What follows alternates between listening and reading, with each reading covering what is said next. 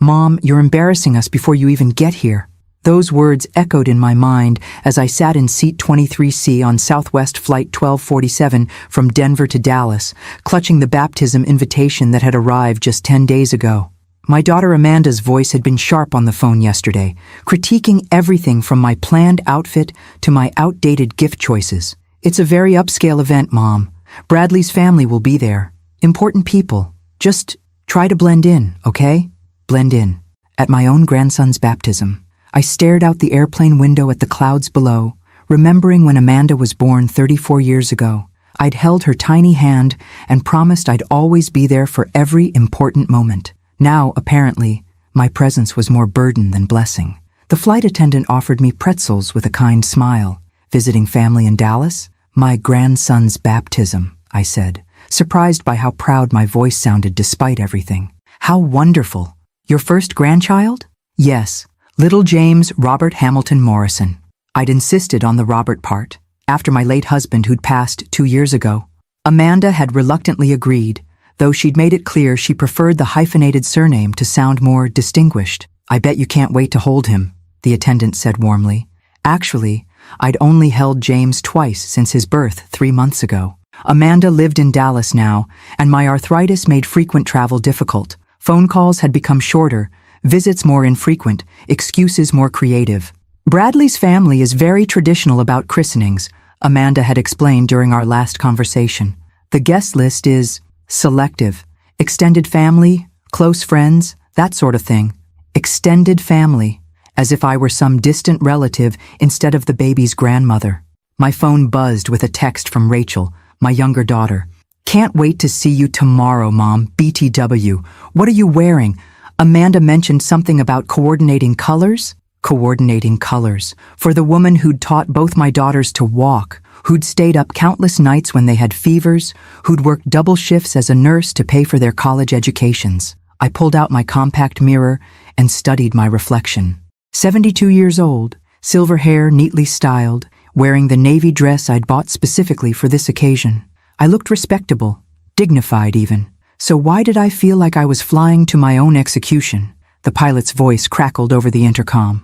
"Ladies and gentlemen, we're beginning our descent into Dallas-Fort Worth International Airport." I gathered my purse and the carefully wrapped baptism gift, an antique silver rattle that had belonged to Robert's grandmother. Amanda had suggested a gift card instead, something more practical, but some traditions mattered more than practicality. As we landed, I thought about the hotel Amanda had booked for me. "It's more convenient," she'd said. "The house will be so chaotic with preparations. More convenient than having her mother stay with her family. More convenient than having to explain why her mother looked older, dressed simpler, spoke differently than Bradley's polished relatives." The gate area buzzed with travelers reuniting with loved ones. Families embraced.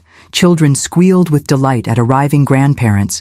Couples kissed hello after time apart. I stood there for 5 minutes, scanning faces, checking my phone. Nothing. Finally, my phone rang. "Mom, are you here? Sorry, traffic is insane. Can you take an Uber to the hotel? I'll text you the address. We're running behind on preparations." "Of course, sweetheart. I understand." But as I climbed into that Uber, watching Dallas suburbs blur past the window, I didn't understand at all. When had I become someone my own daughters felt they needed to manage, rather than welcome? The driver, a man about my age, glanced in the rearview mirror. "Special occasion?" "My grandson's baptism tomorrow." "That's beautiful. First time meeting him?" "No, but..." I paused. "First time that really matters, I suppose." He nodded knowingly. "Grandchildren change everything, don't they? Make you see what's really important." He had no idea how right he was. At the hotel, I called Amanda to confirm tomorrow's schedule. "The ceremony starts at 11, she said briskly. "We'll save you a seat." "Oh, and Mom? Could you maybe arrive right when it starts? We're having photos taken beforehand, and the photographer is really expensive. We want to keep the session intimate, without the grandmother." That night, I lay in my generic hotel bed, staring at the ceiling and thinking about Robert. He'd always said our daughters were our greatest achievement, but somewhere along the way, achievement had turned into disappointment, at least from their perspective. My phone lit up with a text. "Sweet dreams, Mom. Tomorrow will be perfect." Perfect. just not perfect enough to include me in the photos. What my daughters didn't know was that I'd received some unexpected news just last week, news that would change everything about what perfect really meant. I woke up in my hotel room to sunlight streaming through thin curtains and my phone buzzing. A text from Rachel. "Running late, go straight to the church, see you there." Not, "Good morning, Mom," or "Can't wait to see you." Just logistics. St.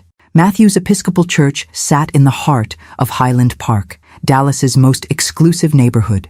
As my Uber pulled up, I saw luxury cars lining the street. Mercedes, BMWs, a few Teslas, the kind of vehicles that announce their owner's worth without saying a word. I smoothed my navy dress and walked toward the church entrance, carrying my purse and the wrapped baptism gift. Through the front doors, I could hear laughter and conversation echoing in the vestibule.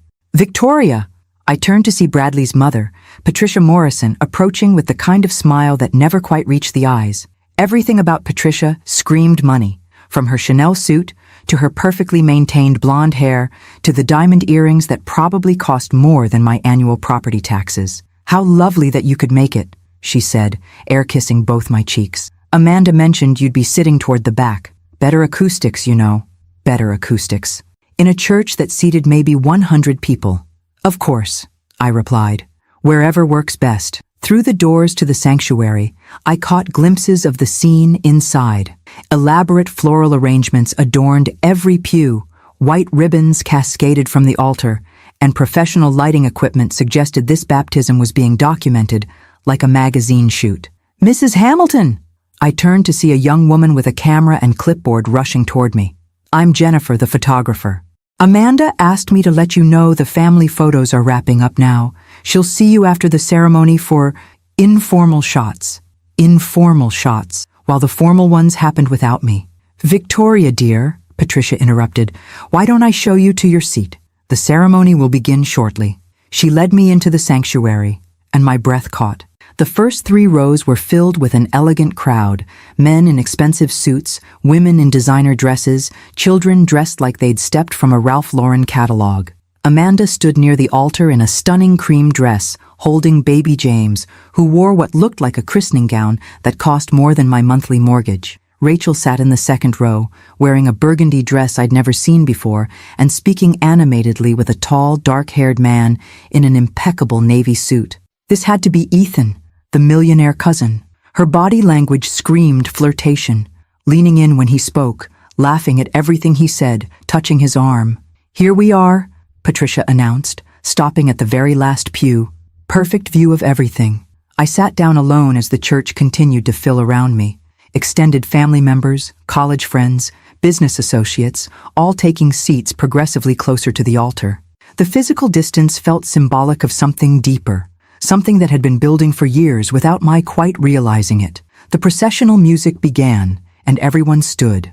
I watched my grandson's baptism through a sea of expensive hairstyles and designer suits, straining to hear the minister's words over the subtle rustle of silk and whispered conversations. When it came time for James to be baptized, I stood on my tiptoes, trying to catch a glimpse of my grandson's face. Amanda held him confidently, Bradley beside her with his hand on the small of her back, both of them glowing with pride and joy. For a moment, I felt genuine happiness. Whatever else was happening, this was a sacred moment for my family. Then I noticed the photographer positioning herself for the perfect shot. Click, click, click. Amanda and Bradley, with the baby. The minister blessing the child. Both sets of grandparents, Patricia and William Morrison from one side, but notably absent from the frame was anyone from my side of the family. After the ceremony, guests mingled in the church courtyard for what Amanda had described as a small reception. Small being relative, I counted at least 60 people enjoying champagne, catered hors d'oeuvres, and what appeared to be a 3-tier cake decorated with blue and gold flowers. I approached Amanda, who was surrounded by well-wishers admiring the baby. "Sweetheart, he was absolutely perfect during the ceremony," I said, reaching out to touch James's tiny hand. "Mom!" Amanda's smile looked forced. "You made it to the front. Great!" Before I could respond, a woman in pearls interrupted. "Amanda, darling, we simply must get that recipe for the cake. It's divine." "Of course, Mrs. Whitfield." "Mom, this is Mrs. Whitfield." She's on the board of the Dallas Museum of Art with Patricia. Mrs. Whitfield glanced at me politely. How nice. Are you local? I'm from Denver, I said. I'm Amanda's. Mom, could you watch James for just a second? Amanda thrust the baby into my arms before I could finish my sentence. I need to speak with the caterer. And like that, she was gone, leaving me holding my grandson while Mrs. Whitfield made polite conversation about the weather before excusing herself to find more interesting company. I stood there, bouncing James gently, watching my daughter work the crowd like a politician. She introduced Rachel to Ethan's parents, laughed at Bradley's father's stories, posed for countless photos with various combinations of guests. None of those photos included me.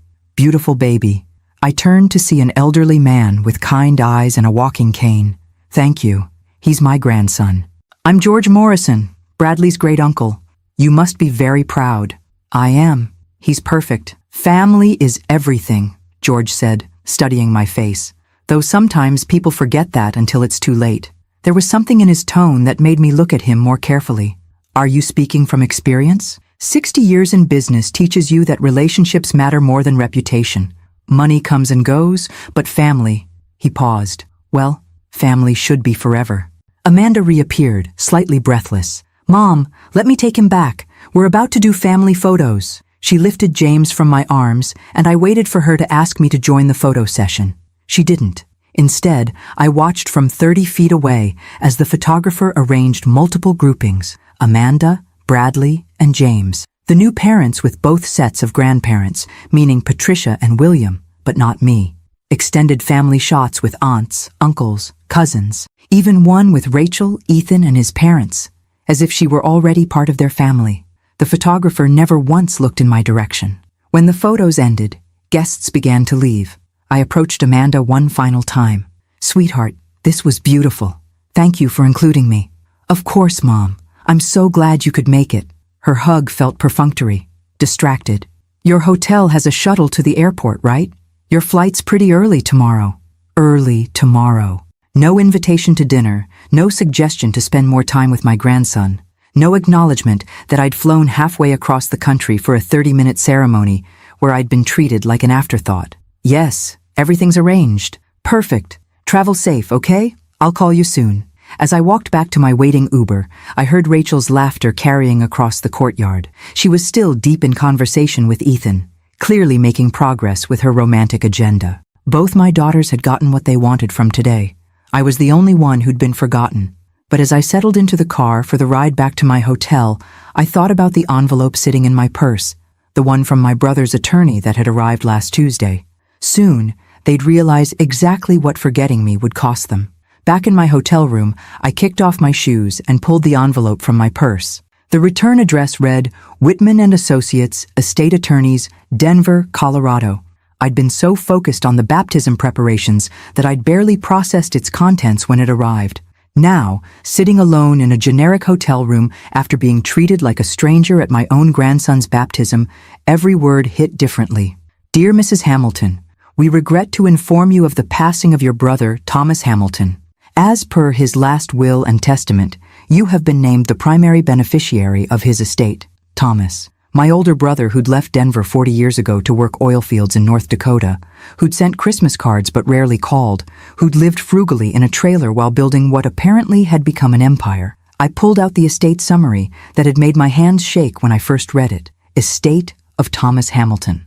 Oil rights and mineral leases. $12. $3 million investment portfolio. $4.8 million real estate holdings. $1.2 million cash and savings. $340,000 total estate value. $18.66 million. $18.6 million. From my brother who'd worn the same flannel shirts for 20 years and drove a pickup truck until it literally fell apart. The estate transfer should be complete within 60 days, the attorney had explained when I'd called from Denver in shock. Mr. Hamilton left specific instructions. He wanted you to have security, Mrs. Hamilton. He said you'd spent your whole life taking care of everyone else. Thomas had been right about that. 43 years as a registered nurse, working double shifts to put Amanda and Rachel through college, sacrificing my own comfort so my daughters could have better lives than I'd had. And this was how they thanked me. My phone buzzed with a text from Amanda. Thanks for coming today, Mom. The photos turned out amazing. James looked so precious. Safe travels tomorrow. Amazing photos, the ones I wasn't in. I typed back, beautiful ceremony. Thank you for including me. But I wasn't included, was I?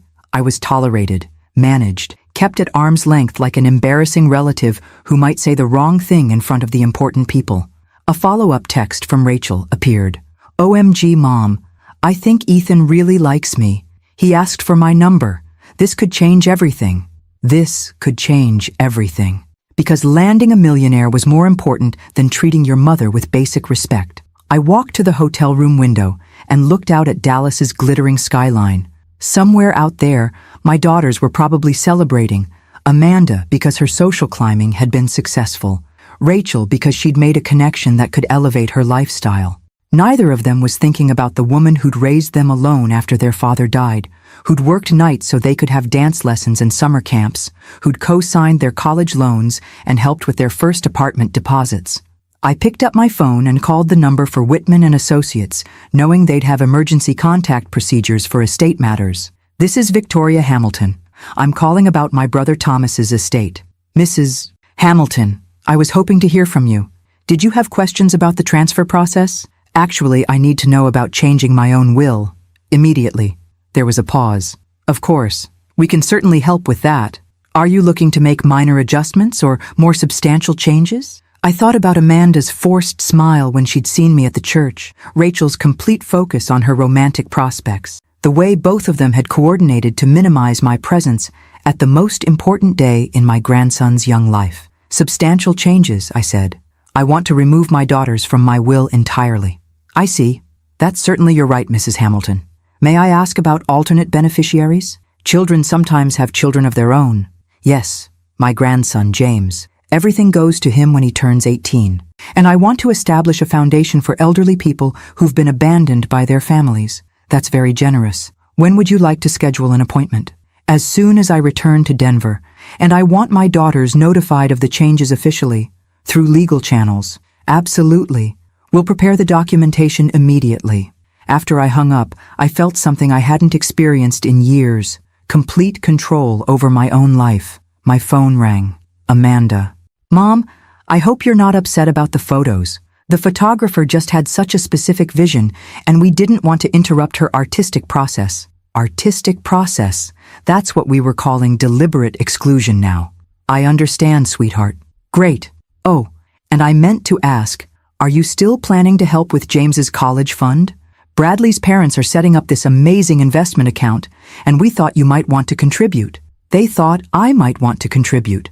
After treating me like an unwelcome guest at my own grandson's baptism. Actually, Amanda, I've been thinking about that. I've decided to handle James's education differently. Oh, okay. Well, whatever you think is best. You know we trust your judgment. They trusted my judgment when it came to money, just not enough to treat me like family. I'm glad to hear that, I said, because I've made some decisions that I think will be best for everyone. That sounds wonderful, Mom. You're so thoughtful. Thoughtful. Like it was thoughtful to fly across the country for a baptism, only to be seated with strangers and excluded from family photos. After I hung up, I opened my laptop and began researching flights back to Denver. Not the early morning flight Amanda had assumed I'd take, but something later. I had a stop to make first, because before I changed my will, I wanted to make one more attempt to understand exactly who my daughters had become. And I wanted them to understand exactly what their choices would cost them. Tomorrow morning, I would pay them a surprise visit, just to see how they treated me when they weren't performing for an audience. The truth about people always comes out when they think no one important is watching. The truth about people always comes out when they think no one important is watching. I arrived at Amanda's house in Highland Park at 10 a.m., having canceled my early flight. The neighborhood was even more intimidating in daylight. Sprawling mansions with manicured lawns, 3-car garages, and the kind of quiet that only money can buy. Amanda's house sat behind an iron gate with an intercom system. I pressed the button and waited. Hello? Amanda's voice crackled through the speaker, clearly annoyed by the interruption. Sweetheart, it's Mom. I wanted to say goodbye properly before my flight. A long pause. Mom? I thought your flight was at 8. I changed it. May I come in? Another pause. then the buzz of the gate unlocking. Amanda met me at the front door wearing yoga pants and an oversized sweater, her hair in a messy bun. She looked genuinely surprised and not entirely pleased. "Mom, this is unexpected. I'm actually in the middle of something. I won't stay long. I just realized yesterday that I barely got to spend any real time with James." "Oh, well, he's sleeping right now. Maybe next visit?" "Next visit. When would that be? 6 months from now? A year? Could I at least see him? I promise I won't wake him." Amanda hesitated, then stepped aside reluctantly. "Okay, but just for a minute. Rachel's here, and we're discussing something important." I followed her through a foyer that belonged in a magazine. Marble floors, crystal chandelier, fresh flowers arranged by someone who clearly knew what they were doing. Everything was perfect, sterile, expensive. We passed the living room where I glimpsed Rachel sitting on a white leather sofa, phone pressed to her ear, gesturing animatedly. She looked up when she saw me and made a face of pure annoyance. "Mom's here," Amanda announced. Rachel covered her phone. "What? Why?" "She wanted to see James before her flight. Her flight was this morning," Rachel hissed. "I changed it," I said calmly. "Don't let me interrupt your call." Rachel waved dismissively and returned to her conversation. "Sorry, Ethan, family drama. Where were we? Oh yes, the yacht club membership." Amanda led me upstairs to the nursery, a room that looked like it had been designed by a professional decorator. Everything was cream and gold, with custom furniture that probably cost more than most people's cars. James lay sleeping in his crib, tiny fists curled near his cheeks. My heart melted looking at him. "He's beautiful, Amanda. Absolutely perfect." "Thanks." Amanda checked her phone. "Mom, I really do need to get back downstairs. Rachel and I are planning something, and we have limited time." "Of course. What are you planning?" "Just logistics. For the future." Logistics. The way she said it made my stomach tighten. As we walked back downstairs, I heard Rachel's voice carrying from the living room. "Well, obviously that changes things completely. I mean, if she's going to be difficult about money, we need to plan accordingly." Amanda's face went pale. "Rachel, lower your voice." But Rachel was too absorbed in her conversation to notice. "No, I totally understand why your family would be concerned. A grandmother who doesn't contribute financially is just awkward, especially at family events." I stopped walking. Amanda grabbed my arm, trying to guide me toward the front door. "Mom, let's get you back to your hotel." "The thing is," Rachel continued, "she's always been kind of tight with money. Like she could help more if she wanted to, but she chooses not to. It's honestly embarrassing. Tight with money. The woman who'd worked double shifts to pay for their educations was tight with money. And now that I'm with Ethan," Rachel went on, "I can't have her showing up looking like, well, you saw her yesterday. His family has standards." Standards. I hadn't met the standards of people who hadn't even known my name until yesterday. Amanda was pulling me toward the door now, her face flushed with embarrassment. "Mom, Rachel doesn't mean—" "She means exactly what she's saying," I said quietly. From the living room, Rachel's voice rose with excitement. "Ethan, you're brilliant. If we can just minimize her involvement in future events, phase her out gradually, then by the time we're married, she'll barely be a factor. Phase me out gradually, from my own family." Amanda opened the front door. "Mom, I think you should go." "Yes," I said. "I think I should." I walked back to my waiting Uber in a daze. Rachel's words echoed in my mind. A grandmother who doesn't contribute financially is just awkward. They had no idea what I was worth. No idea that I could buy and sell Ethan's family 10 times over. No idea that their dismissive attitudes had just cost them everything. During the ride back to the hotel, I called Whitman and Associates again. "Mrs. Hamilton, good to hear from you again so soon. I want to accelerate the will changes, and I want to add something." "Of course. What would you like to add?" "I want my daughters to receive formal notification immediately. Today. I don't want them to find out when I die. I want them to know right now what their choices have cost them." "That's unusual, but certainly possible." "Any particular reason for the urgency?" I thought about Rachel planning to phase me out, Amanda's relief when I'd left, the way both of them had calculated my worth and found me lacking. They need to understand that actions have consequences, and some decisions can't be undone. Understood. We'll prepare the documentation immediately and arrange for personal service today. Perfect. And make sure they understand that this decision is final. No contests, no negotiations, no second chances. Mrs. Hamilton, are you certain? Sometimes family disputes can be worked out with communication. I've been communicating with my daughters for 34 years, I said. Yesterday, they showed me exactly how much that communication was worth. After I hung up, I changed my flight to that evening. There was no point staying in Dallas another day. I'd learned everything I needed to know about my daughter's priorities.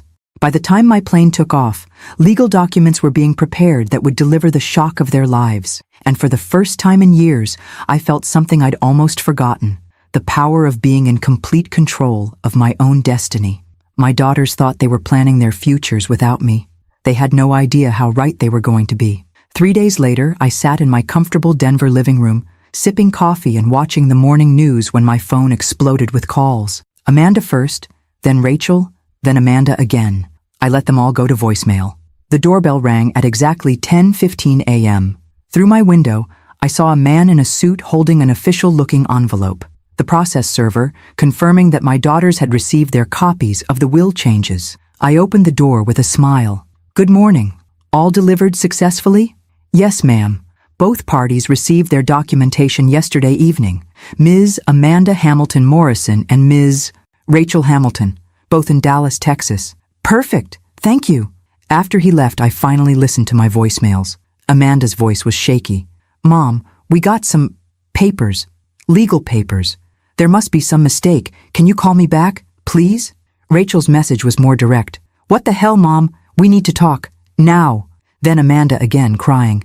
"Mom, please, I don't understand what's happening. The lawyer says you're removing us from your will. That can't be right. We're your daughters." "Yes, you are my daughters, and I raised you better than this." My phone rang again. Amanda calling for the 6th time. This time I answered. "Hello, sweetheart." "Mom." Amanda's relief was palpable. "Thank God. There's been some horrible mistake. We got these papers saying you're changing your will, taking us out completely. That's not true, right? Someone's trying to scam us or something?" "It's not a mistake, Amanda." Silence. Then, "What do you mean?" "I mean I've removed both you and Rachel from my will. Everything will go to James when he turns 18, and to charity organizations that help elderly people abandoned by their families." "You... what? Mom, why would you do that?" I walked to my back deck, looking out at the Colorado mountains that had been my view for 30 years, because I heard you and Rachel planning to phase me out of the family. "Phase you out? What are you talking about?" Monday morning, at your house, Rachel was on the phone with Ethan, discussing how embarrassing I am, how I don't contribute financially, how his family has standards that I don't meet. Amanda's voice became small. "You heard that?" "Every word, including the part where she called me awkward, and you both agreed I should be minimized at future family events." "Mom, that's not..." Rachel was just nervous about making a good impression. "She didn't mean..." "She meant exactly what she said, Amanda. You both did." "But you can't just... This is crazy. We're family." "Family." I let the word hang in the air. "Is that what you call putting me in the back row at my grandson's baptism? Excluding me from every photo? Making me feel like an unwelcome stranger at the most important day of his young life?" "The photos were just logistics, space constraints. Don't lie to me, Amanda. You had plenty of space for Rachel's new boyfriend and his parents, people who met my grandson for the first time that day, but no space for his grandmother." I heard crying on the other end of the line. "Mom, please, we can fix this. We can do better." "You had 34 years to do better, sweetheart. This isn't a sudden decision. This is the result of watching both my daughters become people I don't recognize." "What do you mean you don't recognize us?" I sat down in my favorite chair, the one Robert and I had picked out together 20 years ago. "I raised you to value family, respect, kindness. Instead, you've become people who calculate the social value of your own mother and find her lacking. That's not fair, isn't it? Tell me, Amanda, when's the last time you called me just to talk? Not because you needed something, not because you felt obligated, but because you actually wanted to hear my voice?" Silence. "When's the last time you visited Denver? When's the last time you asked about my life, my friends, my health, my happiness?" More silence. "You want to know what's not fair?" I continued. "What's not fair is working double shifts for 20 years to pay for your education, then being treated like an embarrassment because I don't fit your new social circle. Mom, we never said you were an embarrassment. Rachel did, on Monday, to her millionaire boyfriend. She said I was embarrassing and that I needed to be phased out gradually so I wouldn't be a factor by the time they're married. Amanda was crying harder now. She was just scared, Mom. Ethan's family is really intimidating, and she wants them to like her. So she decided to sacrifice me to make herself look better. It's not like that. It's exactly like that, and you supported her. You both calculated that I was less valuable than the impression you wanted to make on rich strangers. My phone beeped with an incoming call. Rachel, your sister's calling, I told Amanda. Don't hang up, Mom. Please, we need to figure this out. There's nothing to figure out, sweetheart. I've made my decision. But the money, we were counting on. There it was. The real concern wasn't losing me. It was losing my money. You were counting on an inheritance from the woman you planned to phase out of your lives? No, that's not what I meant. That's exactly what you meant. And it's exactly why my decision is the right one. I heard shouting in the background, Rachel's voice, getting closer to the phone. Mom? Rachel had grabbed the phone from Amanda. What the hell are you doing? You can't just cut us out of your will because your feelings got hurt. My feelings got hurt? I almost laughed. Rachel, you called me financially worthless and socially embarrassing to a man you've known for 3 days. I was just trying to manage expectations. Ethan's family is used to a certain level of sophistication, and I don't meet that level. I didn't say that. You said I was awkward, that I didn't contribute enough financially, that I needed to be phased out so I wouldn't be a factor in your future. You took that out of context. What context makes that acceptable, Rachel? She was quiet for a moment. Then, look, maybe I said some things I shouldn't have, but you're being completely unreasonable. We're your daughters. We deserve our inheritance. Deserve. As if inheritance was a right rather than a gift. Tell me, Rachel, what have you done to deserve it? We're your children. We don't have to do anything. Actually, I said calmly, you do. You have to be the kind of people I'm proud to call my daughters. And right now, you're not. This is insane. You're punishing us for one conversation. I'm responding to 34 years of watching you both become people who value money and status more than family and character. The line went quiet, except for crying, both Amanda and Rachel now. Mom, Amanda's voice was barely a whisper. What do we have to do? How do we fix this? I looked at a framed photo on my side table, both girls as children, hugging me after a school play. They'd been such sweet kids, full of love and gratitude and joy. I don't know if you can fix this, sweetheart, but if you want to try, you'll have to prove that you've remembered who I raised you to be. How? That's something you'll have to figure out yourselves. I hung up and turned off my phone. Outside my window, Denver looked beautiful in the morning light. For the first time in years, I felt truly peaceful. My daughters thought they'd been planning their futures. They had no idea their real education was just beginning.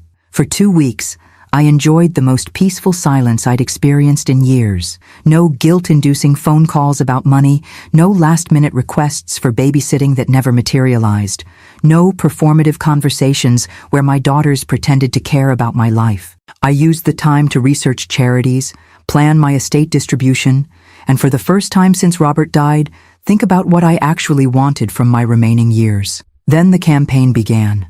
It started with flowers. Enormous, expensive arrangements delivered daily to my door. Roses, lilies, orchids, the kind of bouquets that cost more than most people's grocery bills. Each came with a card. Thinking of you, Mom. Love, Amanda. Or, missing you so much. XOXO, Rachel. After a week of flowers, the gifts escalated. A cashmere throw from Neiman Marcus. A spa gift certificate for $500. A beautiful necklace that came with an appraisal certificate showing its $200 value, all purchased with money they hoped to inherit from me. The irony wasn't lost on me. Then came the visits. Amanda arrived first on a Tuesday afternoon, looking haggard and desperate. She'd flown from Dallas with baby James, which immediately told me how serious she considered the situation.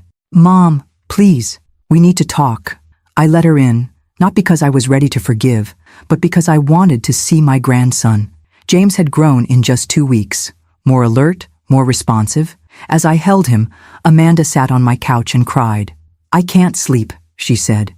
I keep thinking about all the ways I failed you. Bradley says I'm obsessing, but I can't stop. What does Bradley think about all this?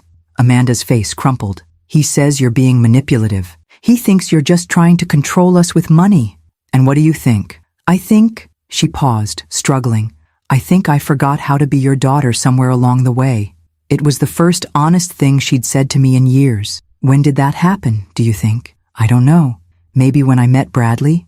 His family is so polished. They never raise their voices, never show emotion, never acknowledge anything messy or difficult. I guess I thought that's what sophistication looked like. And I was too messy?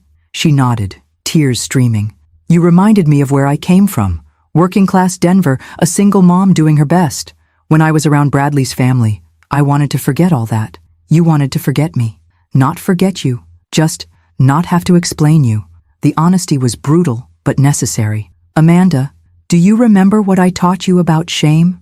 She wiped her eyes. That it's just fear wearing a fancy dress. And what were you afraid of? That they'd think I wasn't good enough. That they'd see through the act and realize I didn't belong in their world. So you decided I didn't belong either.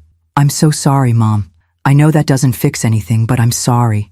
I looked down at James, who was gripping my finger with surprising strength. What do you want from me, Amanda? I want another chance. I want to remember how to be the person you raised. What does that look like? I don't know yet, but I'm willing to figure it out. Before I could respond, my doorbell rang. Through the window, I saw Rachel climbing out of an Uber, dragging a suitcase behind her.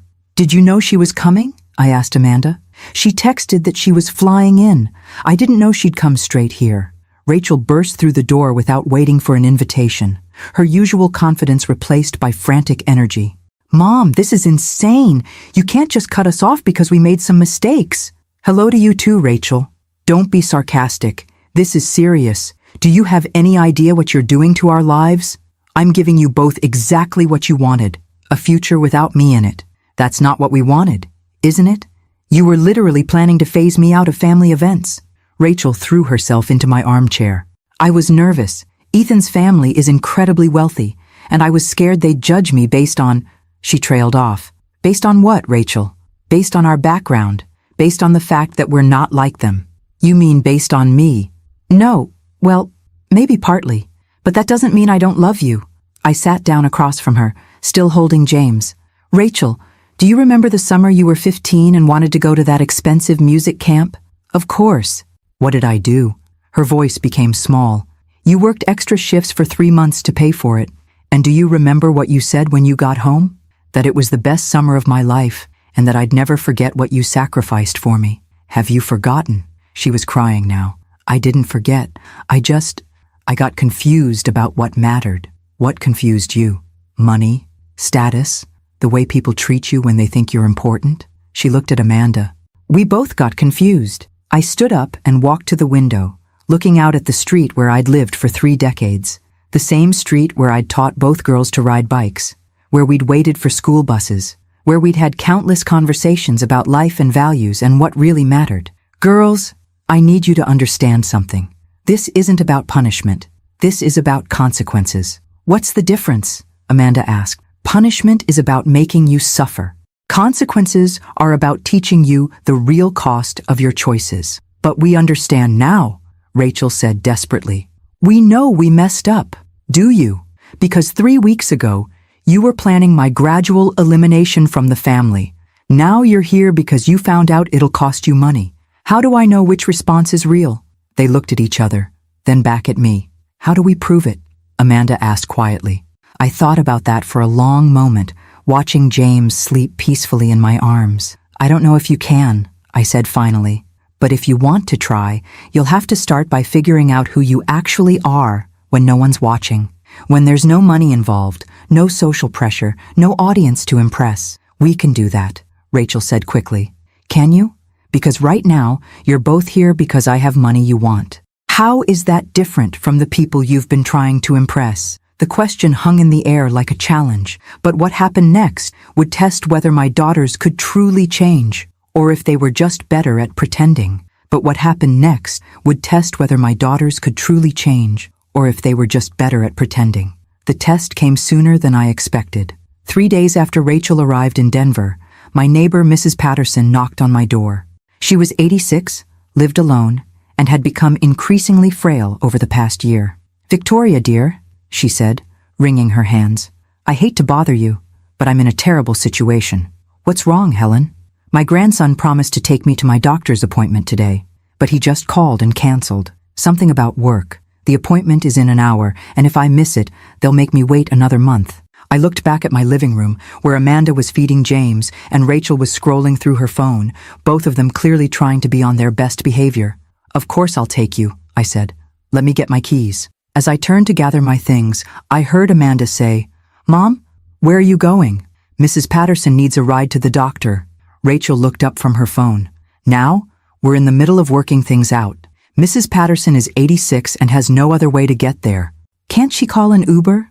Rachel asked. The question hung in the air like a revelation. She could, I said slowly. Just like I could have called an Uber to your son's baptism instead of flying across the country. Amanda's face flushed. That's different. Is it? How? She's not family. Neither am I, apparently. At least not family worth including in photos or treating with respect. I picked up my purse and headed for the door. I'll be back in 2 hours. You can stay or go, but this is who I am. This is what I do. I help people who need help, whether it's convenient or not. As I walked toward Mrs. Patterson's house, I heard Amanda call after me. Mom, wait! I turned around. Both my daughters were hurrying to catch up. We're coming with you, Amanda said. Why? Rachel shifted uncomfortably. Because you're right. If we want to prove we've changed, we need to show you, not just tell you. The drive to the doctor's office was revealing. Mrs. Patterson, delighted to have company, chatted about her late husband, her garden, her worries about her grandson, who was too busy with his important job to spend time with her. It's so lonely sometimes, she admitted. I go days without talking to anyone except the grocery store clerk. In the rearview mirror, I watched Amanda and Rachel exchange glances. They were beginning to understand what isolation felt like. At the medical office, Mrs. Patterson's appointment ran long. We sat in the waiting room for over an hour. This is taking forever, Rachel muttered, checking her phone. Do you have somewhere more important to be? I asked. No, but... She stopped herself, recognizing the trap in her own words. Amanda was quieter, watching elderly patients shuffle in and out, many of them alone. Mom, do you do this a lot? Help neighbors like this? Every week, sometimes more. Why? Because when you get old, people start treating you like you're invisible, like your time doesn't matter, your needs aren't important, your feelings don't count. Rachel looked up from her phone. Is that how we made you feel? At the baptism? Yes. I didn't realize. That's the problem, Rachel. You didn't think about how I felt at all. When Mrs. Patterson finally emerged from her appointment, she was beaming. The doctor says I'm doing wonderfully. My blood pressure is down and my heart sounds strong. That's wonderful news, Amanda said, and I could tell she genuinely meant it. On the drive home, Mrs. Patterson invited us all in for tea. It's been so long since I've had proper company. Her house was immaculate but clearly lonely. One place setting at the kitchen table, a single TV dinner in the freezer, photographs of family members who never visited. As Mrs. Patterson bustled around making tea, Rachel whispered to me, "This is heartbreaking. She's all alone." Yes, she is. But where's her family? Her grandson visits twice a year. Her daughter lives in California and calls once a month. They're all too busy with their important lives. Amanda was studying the photographs on Mrs. Patterson's mantel. She looked so happy in these pictures, with her husband, her children when they were young. She was happy then, before everyone decided she wasn't important anymore. Mrs. Patterson served us tea in china cups that clearly hadn't been used in months. She was so grateful for the company that she kept thanking us for brightening her day. When we finally left, Rachel was unusually quiet. "Mom," she said as we walked back to my house, "is that going to be us? When we're old, I mean? Alone and forgotten?" "I don't know, sweetheart. That depends on how you treat the people who love you. But we could end up like Mrs. Patterson, waiting for phone calls that don't come, hoping someone remembers we exist." Yes, you could. Amanda was carrying James, who had slept through the entire afternoon. I never thought about it that way, about what it feels like to be discarded. Most people don't, until it happens to them. That evening, my daughters insisted on cooking dinner, not ordering takeout, not suggesting a restaurant, but actually cooking. They found ingredients in my pantry and worked together in my kitchen, arguing good-naturedly about seasoning and timing like they had as teenagers. During dinner, Rachel said, "Mom, Can I ask you something? Of course. When you changed your will, when you decided we weren't worthy of inheriting from you, how did that feel? I considered the question carefully, powerful, and incredibly sad. Sad? Because it meant accepting that I'd failed as a mother. You didn't fail, Amanda protested. We failed you. Did I? Because if I'd raised you right, you never would have treated me the way you did. Rachel was quiet for a moment. Or maybe we just forgot our lessons and need to remember them. Maybe. What would it take? Amanda asked. For you to believe we've remembered? I looked at both my daughters, really looked at them. Amanda holding her son with gentle confidence, Rachel thoughtfully cleaning up dinner dishes without being asked. I don't know, I said honestly. But today was a start. Because we helped Mrs. Patterson? Because you saw her. You recognized her loneliness and understood that it mattered. Rachel nodded slowly. And we saw ourselves, what we could become if we keep making the wrong choices. What we almost made you become, Amanda added quietly. That night, after they'd both gone to their hotel, they'd insisted on staying nearby but not imposing on my space, I sat on my back deck and thought about forgiveness. It wasn't a switch I could flip. Trust, once broken, took time to rebuild. But for the first time in weeks, I felt something I'd almost given up on. Hope. Maybe my daughters could learn who they used to be. Maybe they could remember what I'd tried to teach them about kindness, respect, and the importance of treating people like they matter. Or maybe they were just performing again, putting on a show to get their inheritance back. Time would tell which version was real. The answer came 3 weeks later, in a way I never expected. My daughters had returned to Dallas, but something had shifted. Our phone calls were different, longer, more genuine, focused on my life instead of their needs. Amanda sent photos of James daily, not because she wanted something, but because she wanted to share her joy with me. Rachel had ended things with Ethan after realizing their relationship was built on mutual social climbing rather than genuine connection. I was beginning to hope that maybe, just maybe, they were truly changing. Then the crisis hit. It started with a phone call at 6 a.m. on a Tuesday morning. Rachel, sobbing so hard I could barely understand her. Mom, something terrible happened. Amanda's in the hospital. My blood went cold. What? What happened? Car accident. She was driving to work and someone ran a red light. She's in surgery right now.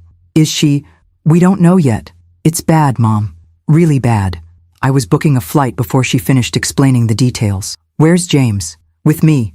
But Mom, there's something else. Something about insurance. My stomach dropped. What about insurance? Bradley's company had some kind of billing error. Their health insurance lapsed last month, and they didn't know. The hospital is demanding payment up front for Amanda's surgery. How much? $200,000, minimum. And that's just for the surgery. If she needs extended care. I closed my eyes. $200,000 was nothing compared to my inheritance, but my daughters didn't know that. As far as they knew, I was a retired nurse living on Social Security and a modest pension. Mom, I know things have been complicated between us, and I know you changed your will, but Amanda could die. The doctors won't do the surgery without payment, and we don't have that kind of money. This was it, the moment that would reveal everything. I'm flying out immediately, I said. What about the money? We'll figure it out. 4 hours later, I was on a plane to Dallas, my mind racing. This was the test I'd never planned, but it would show me definitively who my daughters really were. Were they the young women who'd excluded me from family photos and planned to phase me out? Or were they the caring daughters I'd glimpsed over the past few weeks? I arrived at Dallas Presbyterian Hospital to find Rachel in the waiting room, holding James and looking devastated. She jumped up when she saw me. Mom, thank God you're here. I hugged her tightly, breathing in the familiar scent of her shampoo, feeling her body shake with exhaustion and fear. How is she? Still in surgery. It's been 6 hours. The doctors said it could take 12 more. I sat down beside her, and James immediately reached for me. As I held my grandson, Rachel broke down completely. Mom, I'm so scared. What if she doesn't make it? What if the last conversation I had with her was about money and inheritance and stupid social status? What was your last conversation about? She called me yesterday to tell me she'd been thinking about Mrs. Patterson, about how we treated you. She said she wanted to visit Denver more often, spend real time with you, not just obligation visits. My heart squeezed. She said that? She said she'd been a terrible daughter, and she wanted James to grow up knowing his grandmother properly. Not the version of you we tried to hide, but the real you. The woman who works double shifts to help her kids, who drops everything to help elderly neighbors, who sacrifices everything for family. I was crying now too. And now she might die thinking you hate us, Rachel continued, thinking we're not worth loving anymore. Rachel, I could never hate you, either of you. But your will, my will was about teaching you consequences, not about stopping love. A doctor in scrubs approached us. Are you Amanda Hamilton Morrison's family? We both stood. Yes, I said. I'm her mother. The surgery went well. She's stable, but she'll need extensive rehabilitation, several months of physical therapy, possible additional surgeries. The good news is that she's going to recover fully. Relief flooded through me so powerfully that my knees almost gave out. However, the doctor continued, there is the matter of payment. The business office needs to discuss financial arrangements. Rachel and I looked at each other. This was the moment. Doctor, I said, please have them prepare the total bill. I'll handle all expenses. Mom, Rachel whispered, you don't have that kind of money. I looked at my younger daughter, this woman who'd spent weeks learning to see me as a person rather than an obstacle. Actually, sweetheart, I do. Her eyes widened. What do you mean? I mean, your Uncle Thomas left me $18.6 million when he died last month. Rachel's mouth fell open. What? $1 million. I'm not the poor old woman you thought I was. But why didn't you tell us? Because I wanted to see who you really were when you thought I had nothing to offer except love. Rachel sat down heavily, processing this information. So when we were talking about phasing you out, when we called you financially worthless, I was worth more than Ethan's entire family. Oh my God. She put her head in her hands. We are the worst people in the world. No, you're not. You're just people who lost their way and had to find it again. But you could have told us. You could have made Amanda's medical bills disappear with a phone call. Yes, I could have. But then I never would have known if your concern for your sister was real or just another performance. Rachel looked up at me, tears streaming down her face. It's real, Mom. Everything I've felt these past few weeks is real. The guilt, the shame, the desperate need to be your daughter again. None of that was about money. I know, sweetheart. How do you know? Because you've been here for 8 hours, terrified you might lose your sister, and you never once asked me for money until the doctors said it was necessary for her life. Rachel started crying harder. I don't care about the inheritance anymore. I just want my sister to be okay, and I want to be the person you raised me to be. I pulled her into my arms, holding both her and James. You already are, sweetheart. You already are. When Amanda woke up 12 hours later, the first thing she saw was Rachel and me sitting beside her bed, James sleeping peacefully in my arms. Mom, she whispered, you came. Of course I came. I'm your mother. I'm so sorry. For everything. For the baptism, for the photos, for forgetting who you are and who you taught me to be. I know, sweetheart, and I forgive you. But your will, we'll talk about that when you're stronger. Amanda tried to sit up, wincing. Mom, the medical bills, I know they're enormous, and I know you don't have... Actually, Rachel interrupted, it turns out Mom is rich. Like really rich. Amanda looked confused. What? Uncle Thomas left her $18 million. Amanda's eyes widened, then filled with tears. So you could have helped us all along. Yes, but you wanted to see if we'd learned our lesson. I wanted to see if you remembered how to love without expecting something in return. Amanda nodded slowly. And did we pass? I looked at my daughters, Rachel exhausted from a night of genuine fear for her sister, Amanda more concerned about my forgiveness than my money. With flying colors, that evening, I called my attorney from Amanda's hospital room. Mrs. Hamilton, how can I help you? I need to make another change to my will. Both my daughters looked at me with anxiety. I want to restore my daughters as beneficiaries. Equal shares, with James receiving his portion at 25 instead of 18. Are you certain about this change? I looked at Amanda and Rachel, both crying with relief and gratitude. I've never been more certain of anything in my life, but there was one more surprise I had in store for them. 2 months later, Amanda was walking again with the help of a cane, and we were all gathered in my Denver living room for James's first Christmas. The tree sparkled in the corner, presents were wrapped and waiting, and for the first time in years, my house felt like a real home again.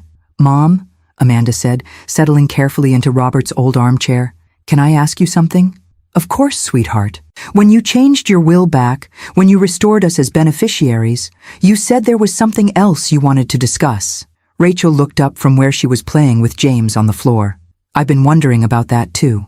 I smiled, reaching for the folder I'd kept on my coffee table for weeks, waiting for the right moment.